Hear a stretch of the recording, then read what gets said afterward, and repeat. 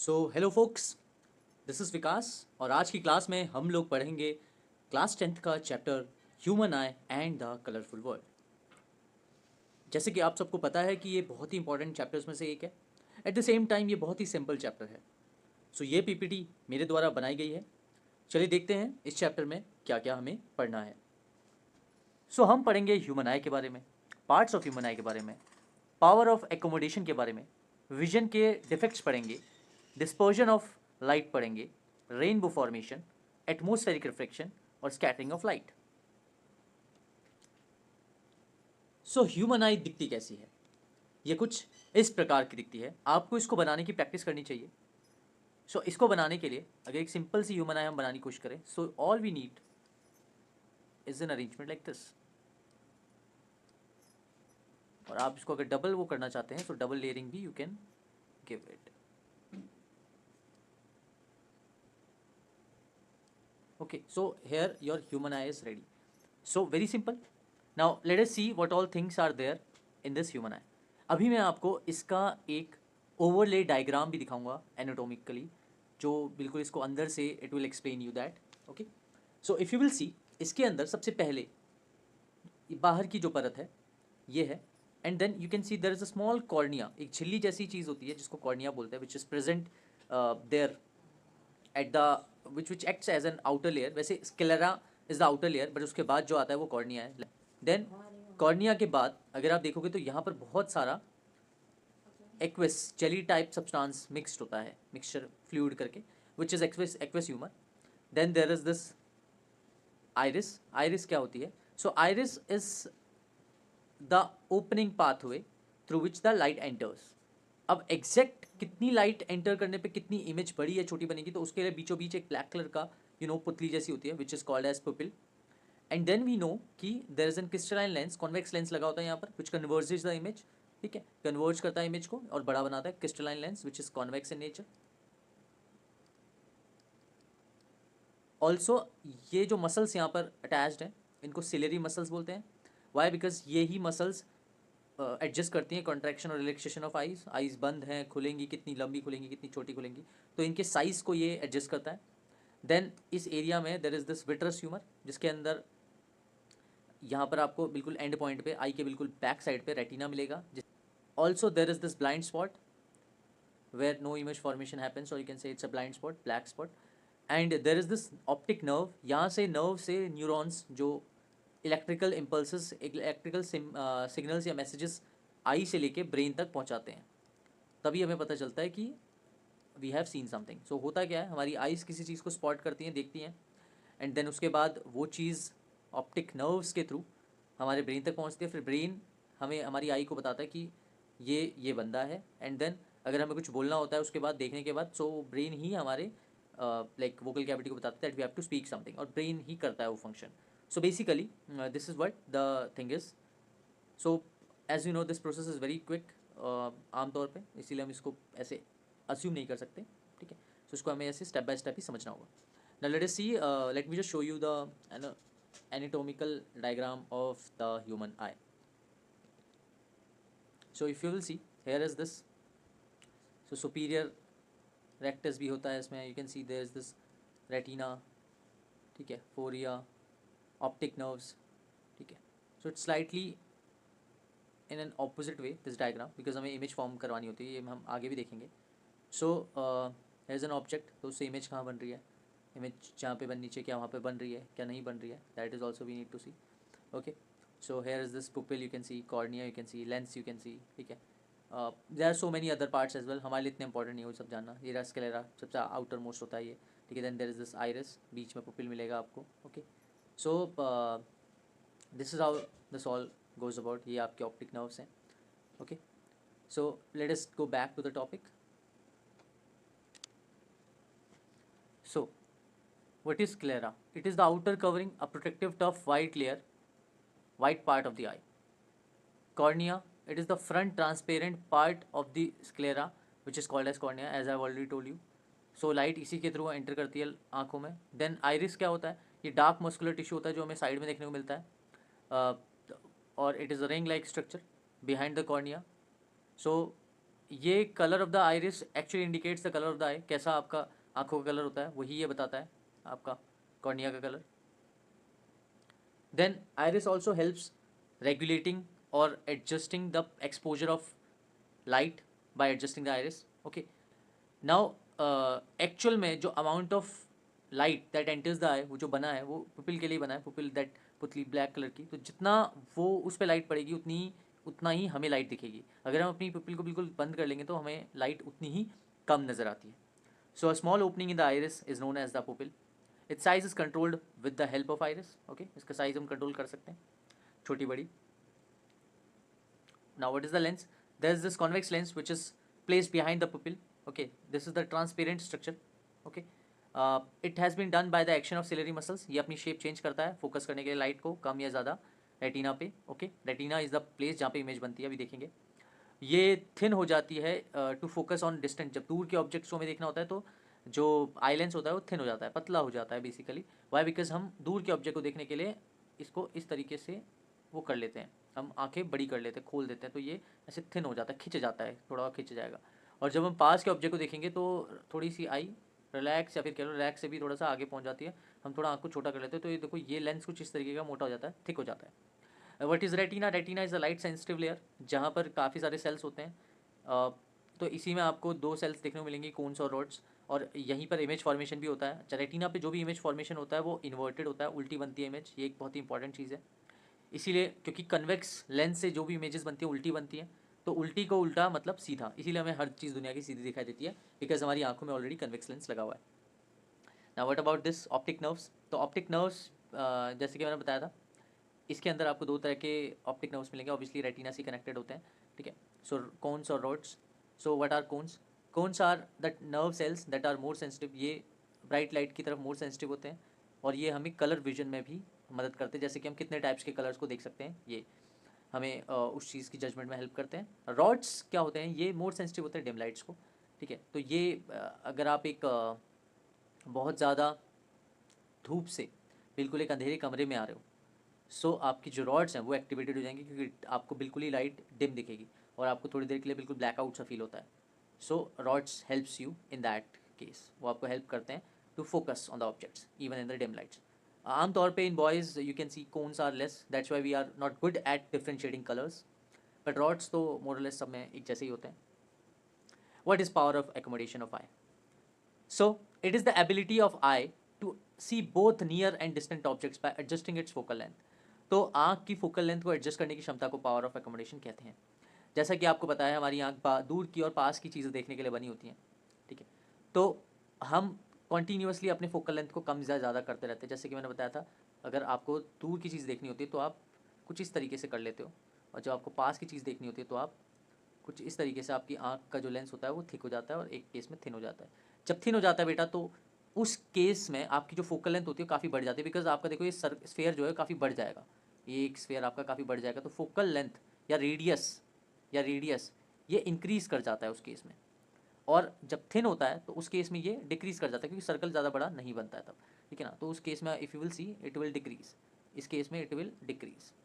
Okay, so because of that ये adjustment करना ही power of accommodation कहलाता है, ताकि हम रिलैक्स्ड आई को मेंटेन रखते हुए चीज़ों को देख सकें, ठीक है। When the muscle gets relaxed the eye lens becomes thin and its focal length increases.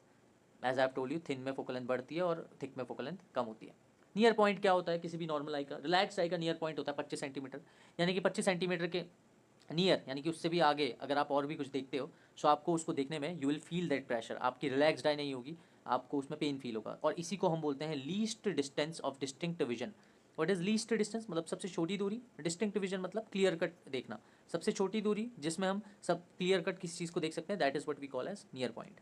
What is the far point? हर आई के लिए अलग अलग होती है कि किस डिस्टेंस तक हम इजीली ऑब्जेक्ट को देख सकते हैं, क्लियरली देख सकते हैं, ठीक है। तो ये 25 सेंटीमीटर से इन्फिनिटी तक होती है। नाउ इन्फिनिटी डजंट मीन कि ये किलोमीटर्स तक जाएगी, it could go to few metres, किसी के लिए 4 मीटर हो सकता है, किसी के लिए 6, 8, 10, 12, it could be anything, okay.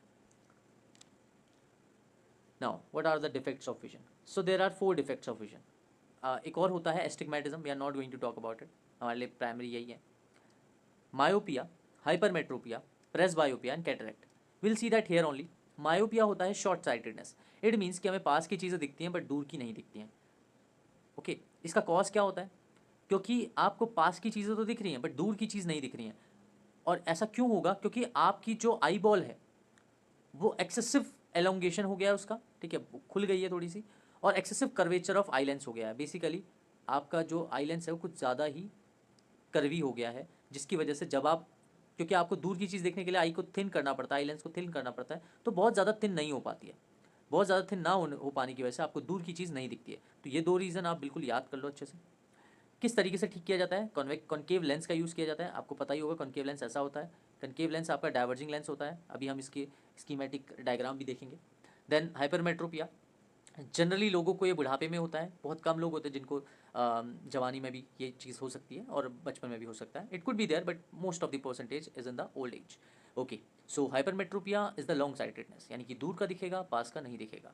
तो आप अपने दादा दादी या फिर बड़े चाचा ताऊ मामा वगैरह उससे पूछोगे, so if they have this kind of lens, तो यू विल फील कि हाँ, जैसे जैसे हमारी आंखें वीक होती जाती बुढ़ापे में, तो हमें पास का भी दिखना बंद हो जाता है। इसके अंदर ठीक इसका उल्टा लिखोगे आप कि वहाँ कॉन्ट्रैक्शन हो रहा है, वहाँ एलोंगेशन हो रहा है। आई बॉल का देखो, आई बॉल खिंच रही है, मोटी हो रही है, और यहाँ पर आई बॉल वैसे ही लेंस है बट आई बॉल भी एलोंग होती है, यहाँ पर कॉन्ट्रैक्ट होती है आई बॉल और फोकल लेंथ बढ़ जाती है। जैसे कि यहाँ पर आप देख रहे हो, यहाँ पर minor curvature of eye lens होता है या थिन हो जाती है आई लेंस। थिन होने का मतलब है कि उसकी फोकल लेंथ बढ़ जाती है। देखो ये सर्कल बड़ा हो जाएगा, इस केस में देखो सर्कल छोटा ही रह गया, ठीक है ना। सर्कल जो बनता है, फोकल लेंथ तो उसी का होता है ना, रेडियस का आधा। Okay, so this is the thing, ये दोनों रीज़न यहाँ पर you can mention. Also you can use convex lens in this treatment, क्योंकि आपकी जो इमेज होती है फॉर्म अच्छे से नहीं हो पाती है, तो आप इमेज को कन्वर्ज कराना चाहते हो, आपस में मिलाना चाहते हो, that's why you use for convex lens. A decreased elasticity of the lens, presbyopia the third one. इसके अंदर बेसिकली दोनों ही चीज़ें दिक्कत होती हैं। इसको हम ओल्ड एज हाइपरमेट्रोपिया भी बोलते हैं, प्रेसबायोपिया को, क्योंकि ओल्ड एज तक जाहिर तौर पे सबको मायोपिया तो हो ही चुका होता है। मायोपिया मतलब कि दूर का ना दिखना, वो तो हमें बहुत बचपन से ही स्टार्ट हो जाता है। बट ओल्ड एज में जब हमें मायोपिया जब तक हो चुका होता है, तब हमें अगर हाइपरमेट्रोपिया भी हो रहा है, तो हम उसको बोलते हैं कि हमें प्रेसबायोपिया हो गया। प्रेसबायोपिया मतलब ना हमें दूर का पास ठीक से दिखता है, ना पास का ठीक से दिखता है। डिक्रीज्ड इलास्टिसिटी, हमारी जो लेंथ है वो बहुत, हमारे जो मसल्स हैं, सिलेरी मसल्स, वो वीक हो चुकी हैं, हमारी आंखें वीक हो चुकी हैं, ठीक से इलास्टिक नहीं है वो, जिस पोजीशन में रहती हैं उनको हम बहुत ज़्यादा पोजीशन शिफ्ट नहीं कर सकते, ना एलोंग कर सकते हैं, ना उसको छोटा कर सकते हैं। कॉन्ट्रैक्शन और रिलैक्सेशन दोनों में दिक्कत आती है। ये एज रिलेटेड कंडीशन है जब आपकी आई मसल्स वीक हो जाती हैं। इसके लिए बाईफोकल लेंस का यूज़ करते हैं।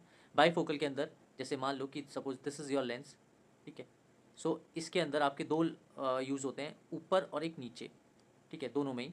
तो मान लो अगर आप नीचे वाले को देखोगे तो आपने देखा होगा मोस्टली लोग जब भी, बूढ़े जो लोग होते हैं, वो अगर कुछ चीज़ पढ़ रहे होते हैं तो अपनी आंखों की लेंस को वो थोड़ा सा नीचे कर लेते हैं नाक की तरफ, यानी कि नीचे का लेंस जो है वो उनको पास की चीज़ दिखाने का यूज़ कर रहा है। यानी कि नीचे का लेंसेस कौन सा पास के लिए क्या यूज़ करते हैं हम, हाइपरमेट्रोपिया यानी कि convex lens.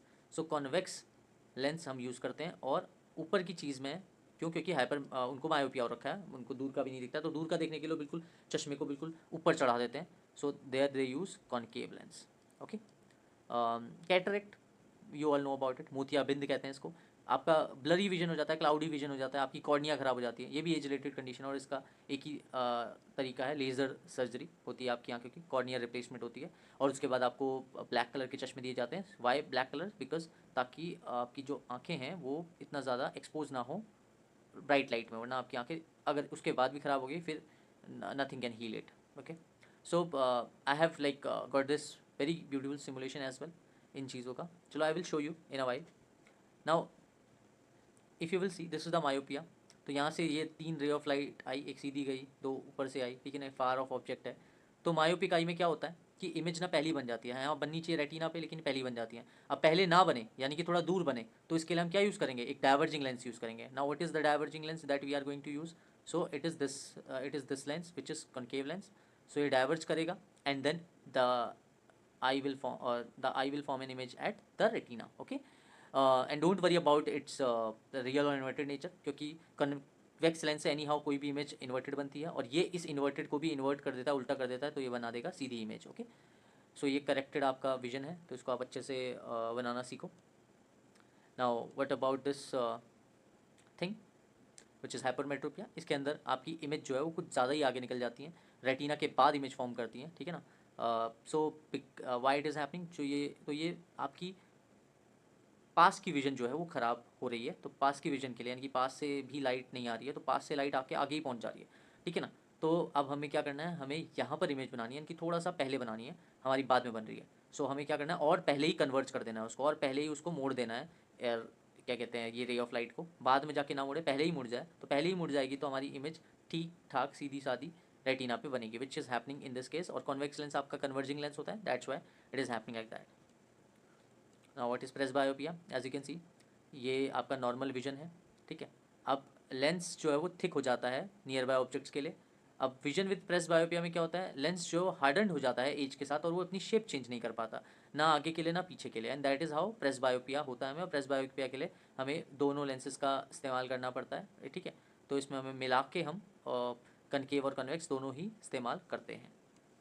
Now what is cataract, as you can see cataract के अंदर ये नॉर्मल आई है, नॉर्मल विजन, और ये ब्लरी आई है, ब्लरी विजन। हमारी जो कॉर्निया है वो ख़राब हो जाती है, और देखो ये लाइट की शेडो कहाँ कहाँ पड़ रही है, तो बहुत ब्लर्ड इमेज बनती है, कुछ कुछ ही रे ऑफ लाइट आपकी रेटिना पे बन पाती है, मतलब रेटिना पे इमेज बन पाती है, ओके। हेजी और फोकस से बाहर होती है हमारी image. So as you can see it is a simulation. So ये नॉर्मल विजन है।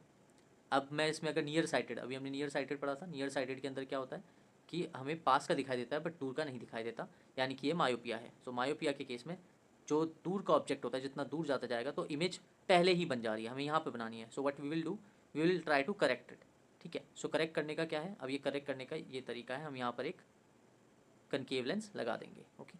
Now let us try and see the far sightedness. अब फार साइटेडनेस के अंदर इफ़ यू विल सी हमें पास का नहीं दिख रहा है, ओके। सो हमें पास का नहीं दिखेगा, और हम इस केस में कन्वेक्स लेंस का यूज़ करके रेटिना पे इमेज फॉर्म करने की कोशिश करेंगे। देन जिसमें बाईफोकल लेंस का यूज़ होता है, so you can see here image जो होती है ना हमें पास की ठीक से दिखाई देती है ना हमें दूर की ठीक से दिखाई देती है। So you can clearly see कि now it is correcting, okay okay. So this is the schematic representation. Now let us go back to our original topic, okay. So what is dispersion of light through prism? Obviously this is how it will look like. So what is dispersion of light, we will see that. So there is a prism which when splits the incident white light into a band of 7 colors. This band of 7 colors, colored components of light is called as spectrum. So Isaac Newton was the first to use the glass prism. इन्होंने sunlight का जो spectrum था वो conclude किया था। Basically spectrum is nothing but जो 7 bands of colours में light विभक्त होती है, टूटती है white light, okay. Different colours of light bend through different angles because उनका हर किसी का अलग अलग वेव लेंथ होता है, that also you should know. So the red light bends the least, वो सबसे कम बेंड होती है क्योंकि उसकी वेवलेंथ सबसे ज़्यादा होती है। आप ये भी कह सकते हैं कि रेड लाइट थोड़ी हैवी होती है, उसको बेंड करना आसान नहीं है, that is why it bends the least. Also the violet bends the most. Thus the rays of each light emerge along different paths and thus become distinct. We'll see that अगर आप देख पा रहे हो यहाँ से एक सनलाइट गई, इट्स अ वाइट लाइट, तो जैसे ये प्रिज्म से पास हुई it breaks down into 7 colours, और इसी इफेक्ट को, इस पूरे प्रोसेस को डिस्पोजन ऑफ लाइट कहते हैं, when the white light get splits into 7 colours, ठीक है। सो ये 1 2 3 4 5 6 7, और यहाँ से देख सकते हैं आप वॉयलेट से रेड तक, ठीक है ना, VIBGYOR we call it, VIBGYOR, okay. और इसका सबसे ज़्यादा डिविएशन हुआ है, तो वायलेट की जो वेवलेंथ होती है वो सबसे कम होती है, रेड की वेवलेंथ सबसे ज़्यादा होती है, okay. We will see that in a matter of time, but before that let us just watch this another awesome simulation, okay okay okay. So here you can see there is this light. Now ये अलग अलग जगह पे हम इसको adjust करके वो लगा सकते हैं, तो आई will show you from here first. So you can see ये प्रिज्म में एंटर की और ये 7 कलर्स में टूटी। अब अलग अलग एंगल पे इसका ये जो पैटर्न है, रिफ्रैक्शन का पैटर्न है, डिस्पोजन का पैटर्न है, आई शुड से, ये चेंज होता रहेगा। अब जैसे मैं इसको यहाँ से करूँगा it will show you even bigger pattern, जब यहाँ पे लेके आऊँगा तो थोड़ा और दिखाएगा, यहाँ लेके आऊँगा तो it will show you, see how beautifully it is now showing you the pattern of the dispersion, ठीक है ना। सो मेजर 7 कलर्स में ये वाइट लाइट ब्रेक होती है, तो this is how it looks like. So now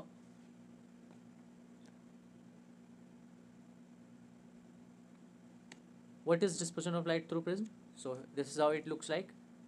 अब Newton ने एक और एक्सपेरिमेंट किया था जिसमें उन्होंने क्या किया, he kept another prism in the inverted form, तो ये सेकंड प्रिज्म है, रिकम्बाइन किया उन्होंने। तो यहाँ से क्या हुआ कि वाइट लाइट जो थी ये, जो 7 पार्ट्स में डिवाइड हुई थी 7 कलर्स में, वो देन अगेन क्लब हुई together from this second prism, recombine हुई और फिर से वाइट लाइट में वो विभक्त हो गई या फिर मिलके बन गई, sorry. Okay, also you can see prism से होता क्या है, this is a glass prism. So अलग अलग एंगल का ग्लास प्रिज्म होता है। अगर आपको बनाना हो प्रिज्म तो you can make it like this, I show you 3D prism I am trying to show you. So this is how you need to make it। ये आपने इनके एंड्स को ज्वाइन किया and this is how you get the prism. Okay, so incident ray हुई, उसके बाद आप इसके लिए एक नॉर्मल खींचोगे and then you know incident ray, क्योंकि ये रेयर से डेंसर मीडियम में जा रही है, सो ये टूवर्ड्स द नॉर्मल बेंड होगी।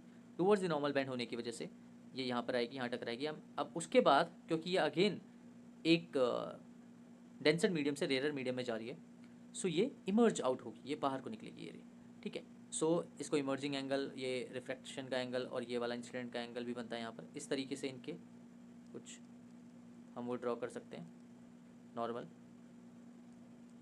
ठीक है ना। तो ये भी एक तरीके की चीज़ है जो यहाँ पे देखने को मिलती है। अच्छा, अब ये अगर लाइट जो है सीधी चलती तो कुछ ऐसी चलती, ओके, लेकिन इसके प्रिज्म के आने की वजह से ये कुछ ऐसी चली, तो इसको हमने पीछे की तरफ डॉटेड लाइन से मिलाया and we saw there is a deviation, है ना। इस लाइट का डिविएशन हो गया, थोड़ा सा मुड़ गई है लाइट, और इसी को हम बोलते हैं एंगल ऑफ डिविएशन। ओके, ये अलग अलग हो सकता है, ठीक है।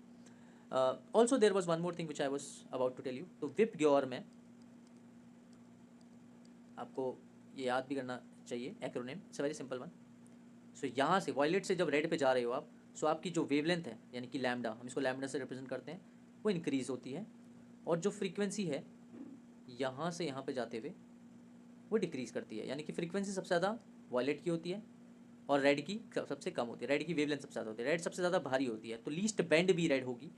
ओके, और इसमें और क्या क्या चीज़ें आप समझ सकते हैं। So there is one more thing which you can understand over here, that क्योंकि रेड की वेवलेंथ सबसे ज़्यादा होती है, तो उसको हम मोस्टली डेंजर सिग्नल्स वगैरह के लिए भी यूज़ करते हैं, बिकॉज वो स्कैटर नहीं होती है, वो फैलती नहीं है ज़्यादा, और वॉयलेट की सबसे कम होती है तो फैल जाती है। तो उसको हम बहुत हद तक ऐसी ऐसी, जैसे स्काई का कलर हमें मोस्टली स्काई ब्लू दिखता है, थोड़ा सा ये ब्लू का शेड है, वॉयलेट, इंडिगो ब्लू, इन सब का शेड है, तो इसीलिए बिकॉज ये ज़्यादा स्कैटर हो जाती हैं, ज़्यादा फैल जाती हैं, ठीक है, हल्की होती हैं। अच्छा, वेवलेंथ कुछ ऐसी दिखती है, अगर आप एक किसी वेव की वेवलेंथ बनाओगे तो कुछ इस तरीके की चीज़ को हम वेवलेंथ बोलते हैं, तो ये वेवलेंथ है, ठीक है।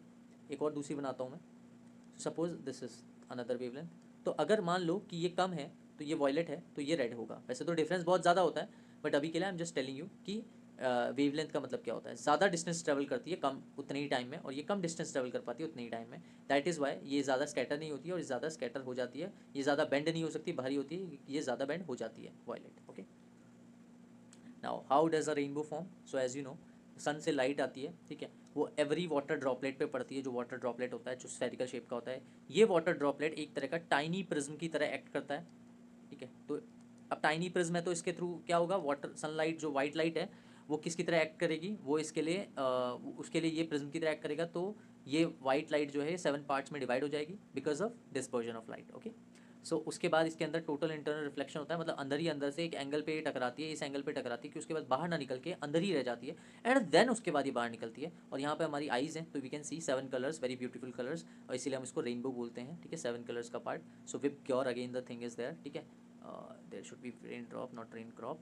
ओके, और इसके अंदर डिस्पर्जन हो रहा है, पहले रिफ्रैक्शन हुआ, अब ये 7 पार्ट्स में टूटा तो डिस्पर्जन हुआ। अब इन सातों कलर्स का क्या हुआ कि ये इस एक एंगल से ज़्यादा एंगल पे बेंड हुए, कितना बेंड हो गए कि ये अंदर ही रह गए, तो ये बाहर ना निकले, ठीक है, बेंड होके अंदर ही टकरा गए, तो उसको बोलते हैं टोटल इंटरनल रिफ्लेक्शन, अंदर का रिफ्लेक्शन, ठीक है। और फिर उसके बाद ये बाहर को निकले, ओके, तो फाइनल रिफ्रैक्शन हुआ इसका और रेनबो फॉर्म हुआ।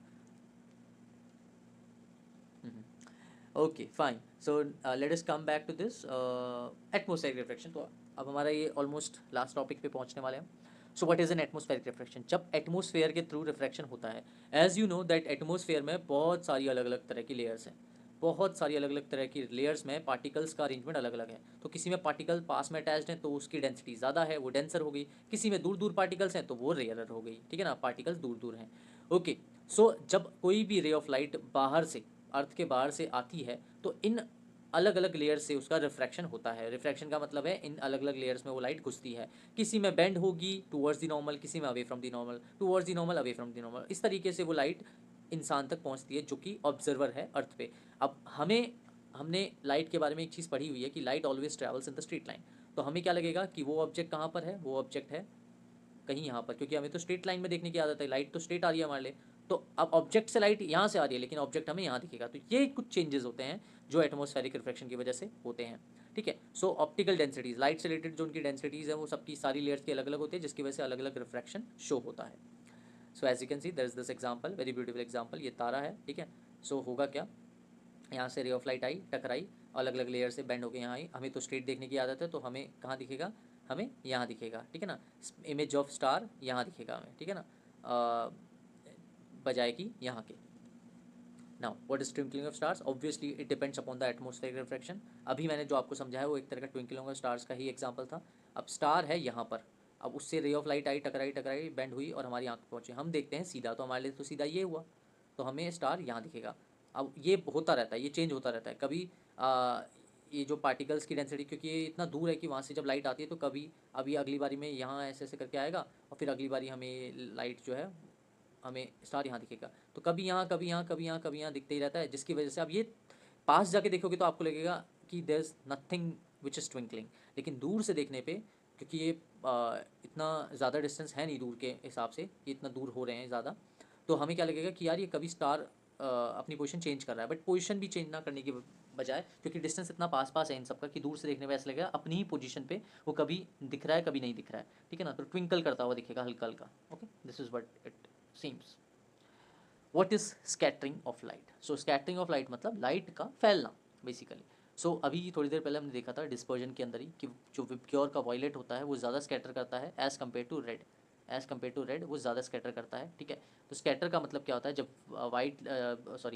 लाइट बीम जो होती है एक मीडियम के थ्रू जाती है तो वो उस पार्टिकल के उस मीडियम के पार्टिकल से टकरा के दूर भागती है। सो फॉर एग्जांपल एयर के पार्टिकल्स, अगर इनसे लाइट जाएगी तो लाइट के पार्टिकल टकराएंगे, ठीक है ना, लाइट की रेज टकराएंगे। अब लाइट में जितनी भी रेज होती है, जितनी भी टाइप्स की विबग्योर होता है तो वो सारी टकराती हैं, तो जो सबसे ज़्यादा टकराएंगे वो सबसे ज़्यादा फैलेंगी। इसीलिए हमें स्काई वैसा दिखता है ब्लूइश शेड का, क्योंकि ब्लू वाला कलर सबसे हल्का होता है, वो ज़्यादा फैल जाता है पूरे अंतरिक्ष में, ठीक है ना। रात के टाइम पे तो ब्लैक ही होता है because no light is there, ठीक है। Due to this phenomena some of the lighters gets absorb, कुछ लाइटें एब्जॉर्ब कर ली जाती हैं जो भारी होती हैं, ठीक है, और कुछ स्कैटर हो जाती हैं अलग अलग डायरेक्शन में। डिपेंड करता है किस पे, पार्टिकल साइज पे और वेवलेंथ ऑफ कलर पे, जो कलर ऑफ लाइट है, ठीक है ना। ये मैंने आपको बता ही दिया है, वेवलेंथ के इन्वर्सली प्रोपोर्शनल होता है, ये भी ध्यान रखना है scattering.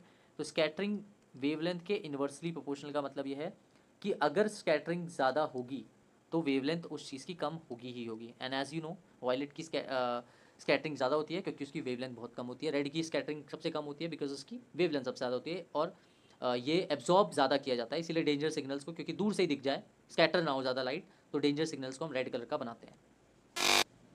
Okay, so there is this example, बहुत ब्यूटीफुल एग्जाम्पल है। एज यू कैन सी ये सोर्स ऑफ लाइट से सन आया, टकराया, कुछ तो इसमें से स्कैटर हो गई और कुछ एब्जॉर्ब कर ली गई, ठीक है ना। शॉर्टर वेवलेंथ स्कैटर होती जाती है, ठीक है ना। स्कैटरिंग ऑफ लाइट हो रही है, ये मोस्टली ब्लू ही है, इसीलिए हमें हमारे एटमॉस्फेयर का कलर ब्लू दिखाई देता है, ठीक है ना। या सन का कलर भी हमें मॉर्निंग इवनिंग वाला जो है वो भी इसी कॉन्सेप्ट पे बेस्ड होता है, ठीक है। Okay, now this is your home assessment. इसके अंदर आपको ये कुछ क्वेश्चंस करना है। पहला क्वेश्चन आपको एक डिफेक्ट है उसके बारे में बताना है, उसको दूर की चीज़ थोड़ा नहीं दिख रही है, 3 मीटर से आगे मतलब थोड़ा दूर ही हो गया, ठीक है। दूसरे में उसको सीधा सीधा ही बोल दिया कि आपको हाइपरमेट्रोपिया और मायोपिया दोनों ही है उस पर्सन को, ठीक है। अच्छा, यहाँ पर एक चीज़ मैं बता दूँ कि फोकल लेंथ या power of lens 1/f in metre के बराबर होता है, और पावर की जो यूनिट होती है, ओहो, पावर की जो यूनिट होती है वो डायप्टर होती है, कैपिटल डी, ठीक है। ऑल्सो कॉन्केव लेंस का, यानी कि जिनको हमें पास का दिखाई देता है, दूर का नहीं दिखाई देता, उनका जो पावर होता है आपको पता है आमतौर पे वो नेगेटिव होता है। क्यों नेगेटिव होता है? क्योंकि focal length of concave lens is also negative, है ना, focal length is negative and vice versa. Convex का focal length positive, hence power is also positive. ये वाला ओल्ड मैन वाला है, तो आप समझ सकते हैं कि इसको कौन सा डिफेक्ट हो रहा होगा, ये भी आप देख सकते हैं। आपको रे डायग्राम बनाना पड़ सकता है रिफ्लेक्शन थ्रू ग्लास प्रिज्म का, ठीक है, इंसिडेंट रे, इमर्जेंट रे और एंगल ऑफ डिविएशन के साथ, ठीक है। ये अभी मैंने प्रिज्म का दिखाया भी था आपको इसी स्लाइड में, आपको सारे आंसर इसी स्लाइड में वापस मिल जाएंगे। ये एक तरह की स्क्रीन है और इससे ये लाइट जा रही है, तो अब ये कहाँ पर पास होगी ये आपको बताना है। और लास्ट वाला जो है, एक स्टार जो है वो अपीयर है slightly higher above than its actual position in the sky, आपको ये लेबल्ड डायग्राम के थ्रू समझाना है, ये भी हमने अभी थोड़ी देर पहले पढ़ा है, ठीक है। एक तरह का इसमें एटमॉस्फेरिक रिफ्लेक्शन ही हो रहा है और एंड में आपको रेनबो बनाना है, रेनबो के बारे में लिखना है। So all these questions are there, I hope you can do them and I hope you liked the lecture as well, and let us meet in the next lecture. Thank you so much. Bye bye.